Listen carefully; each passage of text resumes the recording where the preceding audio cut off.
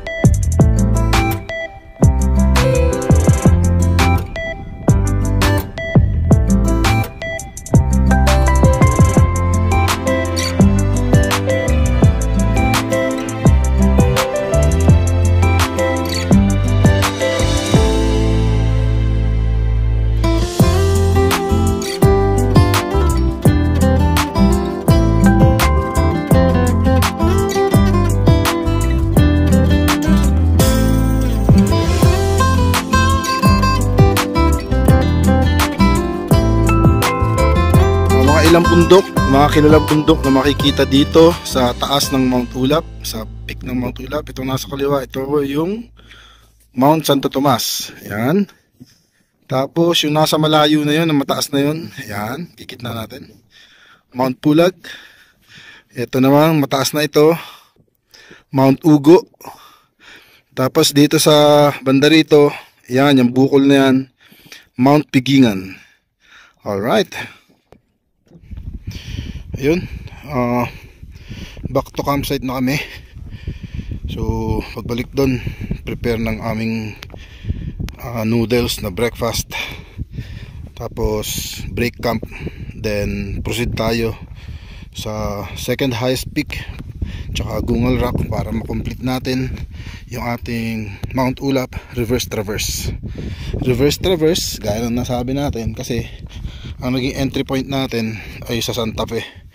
Tapos dun sa may area ng Camp 1, yun ang magiging exit point natin.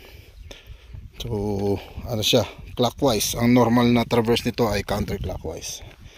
Okay, let's go. Time check 9 AM, nakatapos na kami mag breakfast. So break camp kami. Yan, more or less mga 30 minutes to na ligpitan. Baka maka take off tayo alas 10. Tapos trail tayo sa kainitan papunta dun sa second summit tsaka Gungal Rock. Alright, let's go. Okay, time check 10 AM. So medyo tumataas na yung araw. Diretso na tayo sa ating pagtitrek papunta ng second peak. Then after second peak, Gungal Rock. Alright, tansya namin mga 6 sa pacing na ginagawa namin, 6 hours trekking hanggang makalabas doon sa exit point. So 10, 11, 12, 1, 2, alas 4 kalabas tayo ng alas 4, and hopefully mas mabilis pa sana, pero yun yung pinaka ultimate natin.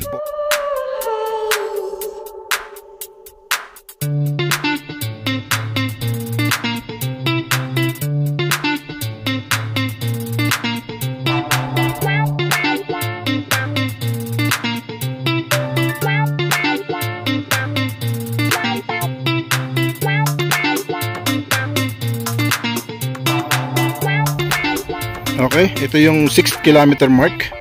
6 kilometer yung sukat na yan, galing dun sa normal traverse. So 6 kilometers, 7.5 hanggang dun sa may ano sa may campsite So 1.5 kilometers na mula campsite kasama ang summit.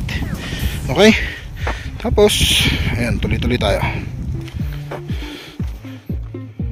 Ito, andito na kami sa paanan ng paahon ng second peak. Take 5 muna kami dito, water break, bago namin i-assault yung second peak. So after 20 minutes of trekking from campsite, narating na namin itong paanan ng second peak. Okay, konti-konti natin yan para makarating ng second peak. Yan, ito yung ridge dito sa may second peak. So dahil ridge siya, ang ganda ng view natin dito, kaliwat kanan. So sa kaliwa, yan na yung second peak.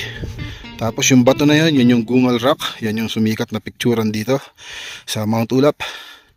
Tapos dito sa kaliwa, clear view tayo ng Baguio, Mount Santo Tomas. Yan. Okay. Tapos pag pinihit natin sa kanan, yung first peak, yan yung first peak. Ito si Red Bull. Yan. Tapos syempre Mount Ugo, kita mo pa rin doon. Yan. Tapos ito yung Philex Mining, yan. Tapos yung Kapatagan doon sa malayong lugar na yun, Pangasinan area na yun. Okay, si Red Bull dito sa Gungal Rock Formation sa second peak ng Mount Ulap. Alright. Yan. So ito na yung second peak, Gungal Rock Formation, 5.4 kilometers. Dahil nga reverse traverse tayo, ibig sabihin may natitira na lang tayong 5.4 kilometers. Baka mahaba-haba pa rin yan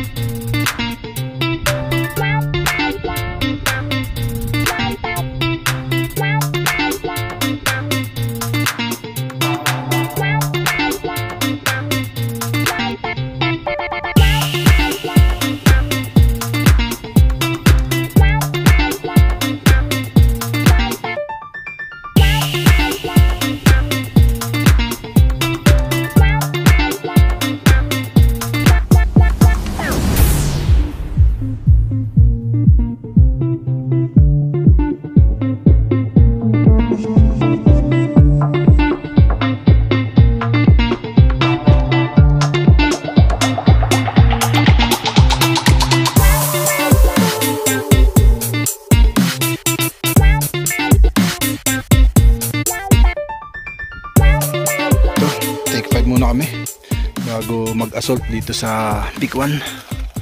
Ito yung peak 1, may mga bumababang hiker. Ito yung peak 1. Yan. Itong nasa kanan, kakambal ng peak 1, pero hindi naman normal na akyatin yan. Pwedeng puntahan pagka gusto, pero hindi na kami. Dito na lang kami sa peak 1. Okay. Gandang tanghali, sir.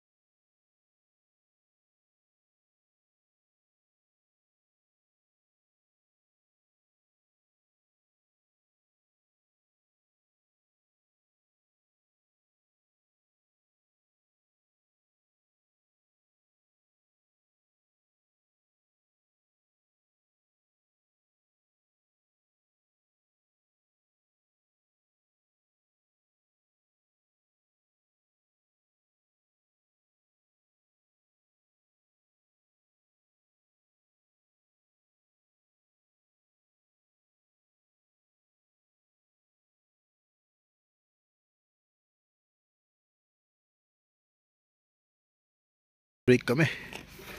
Konti na lang to, mayroon na lang isang burol dyan na akyatin, tapos pa-exit na tayo. Lunch break kami, lunch namin, hindi ko na na-picturean. Skyflakes tsaka tubig. Doon na kami kakain ng heavy meal pagbaba. Okay. Ayan, pahipahinga lang, tapos magpapatuloy tayo. So time check 2:20, nakalabas na kami dito sa Tomtombek, yung naging exit point namin dito sa Ampukaw, which is actually entry point ng normal traverse. Okay, yan, tapos dito sementado na hanggang Barangay Hall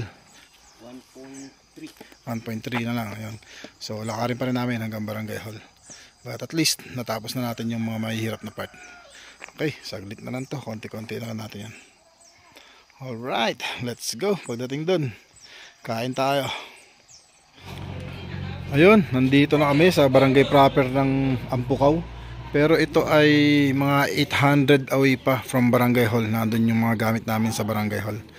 So, after namin kumain, maglalakad pa kami ng 800 meters. So, kain muna kami dito sa, ano to? Ecelsians Eatery. Yan, kain muna kami dito. Wala pa tayong tanghalian, super late lunch. Pero, yan, okay naman to. Alright, sige. Ito, time check 3:45. Nakabalik na kami dito sa pinagparkingan namin. So, ligpit lang ng gamit. Siguro mga 30 minutes na ligpitan to. Tapos biyahe kami pabalik ng Baguio. May reservation na kami sa Lin's Hotel. So diretso na tayo ron. Okay. Hello, good evening. Ayun, nakapagpahinga na, nakaligo na kami, nakarelax na ng konti, nakapag 3-in-1 coffee na dun sa kwarto. So sa Lin's Hotel nga kami nag-check-in. Ito yung kanto ng papunta dun. Pagod na, ayaw na masakit na yung paa namin. Ayaw na namin mag-ikot-ikot, maglakad-lakad papunta doon sa Burnham. Dati dyan ako kumain sa may Jollibee. Ito yung mismong katapat ng kanto nung paglabas namin ng Lin's Hotel, Gilligan's. Hindi na kami lumayo, dito na kami kumain. At dito na kami kakain. At dito na rin kami mag-iinom. So pagkatapos, balik ulit sa hotel, pahinga. Alright, sige. Dayo ng Gilligan's dito sa Baguio.